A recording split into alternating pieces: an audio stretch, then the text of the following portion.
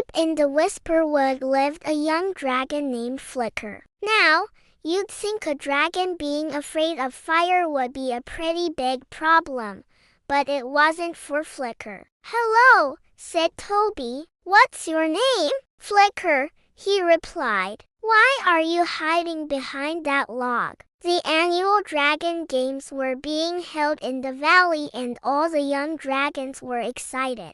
Every year, the strongest young dragons from all over the land gathered to compete in 3 events: fireball accuracy, ember production, and the laziest dragon. To win, you just had to stay in your starting position without moving at all. This was perfect for Flicker. All he had to do was lay on his back and relax. As the other dragons began to move, Flicker stayed still. Soon, all the dragons except Flicker had been disqualified. Only Flicker and one other dragon remained. The dragon twitched his tail. Flicker stayed still. The dragon closed one eye. Flicker kept his eyes closed. The dragon yawned. And with that, the judges awarded Flicker first place. He couldn't believe it. He'd actually won. For each event, points were awarded and the winner received a golden scale which could be traded for a wish. Then they both watched as Flicker approached the judges. I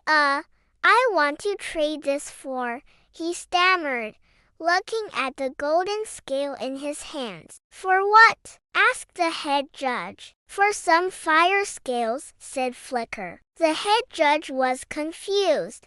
"You want scales which give you the ability to breathe fire? Why would you want that?" "Because," said Flicker, puffing out his chest, "being a dragon without fire isn't easy. But if I work hard, maybe one day I can have fire and be the strongest dragon in the dragon games." With that, Flicker flew off into the sunset, golden scale in his hands. Now, most dragons only competed for bragging rights, but some wished for things like an extra helping of goat cheese or a bigger pile of gold. But with the fire scales and the support of his new friend Toby, anything was possible. "I am going to breathe fire one day."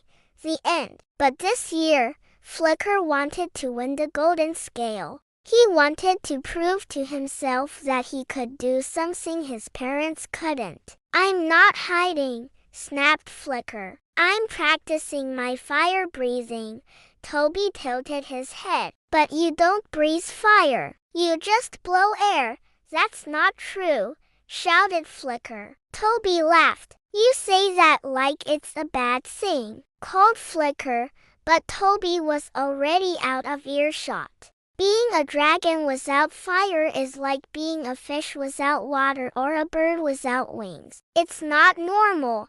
"It's not your fault," said Flicker. "My parents had fire, but when they had me, I was born without it. I'm just a disappointment." Toby felt sorry for Flicker. "Hey, don't be sad. You may not breathe fire, but that doesn't make you any less of a dragon. And besides," added Toby with a mischievous grin, "it might actually make you stronger." Before Flicker could reply, Toby was off, running back home. "What do you mean by that?" "He didn't breathe fire because he was scared, but because he didn't need to. You see, Flicker had a secret weapon." One day, Toby stumbled upon the dragon while he was out exploring. The next day, Toby was right. As the games began, Toby watched as Flicker struggled in the first 2 events. So Flicker took a deep breath and headed over to the 3rd event. In fireball accuracy, Flicker didn't have a fireball to throw. Instead, he blew air, which made him last in his group. And in ember production, the judges docked him points for not having any flames at all. After the 2nd event, Flicker was in last place. He was so ashamed he wanted to give up. But then he remembered what Toby had said. He may not have fire, but that could make him stronger. When the dragons heard the event was the laziest dragon, they all cheered. When Toby saw Flicker had won, he rushed over and said, "I told you you could do it." From that day on, Flicker trained even harder. He knew it would take a lot of time, courage and belief in himself.